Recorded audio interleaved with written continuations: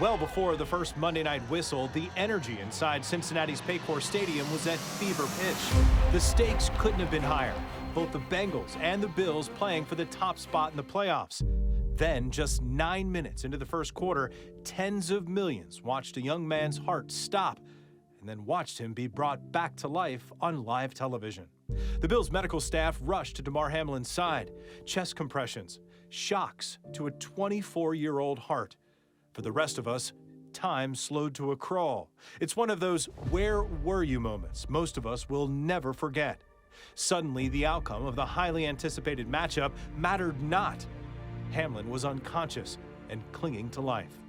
Josh Collins and his son were there. The Bengals season ticket holder tells us he brings a Sharpie and a poster board to every game. I had the back of a blank sign and a Sharpie, and I just put my emotions on the sign. You know, it was support all the way around. Within the hour, fans from both cities began to gather at the University of Cincinnati Medical Center, the only level 1 trauma facility in the entire region. They lit candles, made signs, talked, and embraced. It wouldn't be long before the entire country followed suit.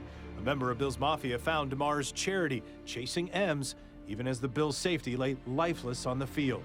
What started as a request for $2,500 to support toy and back-to-school drives for children exploded minutes after the severity of Damar's injury was understood. While Hamlin still lay unconscious in Cincinnati, Bills Mafia gathered for 2 vigils at Highmark Stadium. There's been an almost constant flow of fans. They need to know we're here for them. We're thinking of them. Our prayers are with him and the Hamlin family. Cities and teams across the country posted photos on social media showing stadiums and skylines lit up in Bills blue and red. Every NFL team changed their profile picture to Damar's number 3. President Joe Biden said he was praying for Damar and his family, and on Wednesday, he spoke to Damar's mother and father over the phone. That night, Damar was brought out of the medically induced coma he'd been in since collapsing. He posted on social media the realization that the entire country was now an honorary member of Bills Mafia. He tweeted, "Putting love into the world comes back 3 times as much. Thankful for everyone who has reached out and prayed. This will make me stronger on the road to recovery. Keep praying for me." Hamlin's breathing tube was removed the Friday before the Bills took on the Patriots, January 6th. And if there was any concern about players and coaches being able to return their focus to the game of football, those doubts didn't last long. When I said that we had a treat in store, it was just, you could see the look on their eye in anticipation of what was probably coming.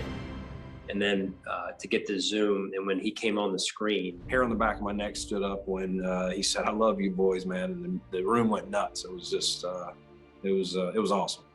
The medical staff made sure Hamlin would be able to watch the game. And apparently, he was just as excited as the rest of us when Nyheim Hines took off from the 4-yard line to start the game. When the opening kickoff was run back, he jumped up and down, got out of his chair, set, I think, every alarm off in the ICU in the process. Hamlin was well enough to fly back to Buffalo Monday morning. And after a series of tests and evaluation, he was well enough to go home by Wednesday. Damar hasn't left our minds, and we're still praying for him, and this team's got a lot of love for each other. When we go on that field, we play for each other. You already know all the sayings: trust the process, next man up. And now, a new phrase that's emerged from the depths of the same heart that both saved and nearly cost Hamlin his life.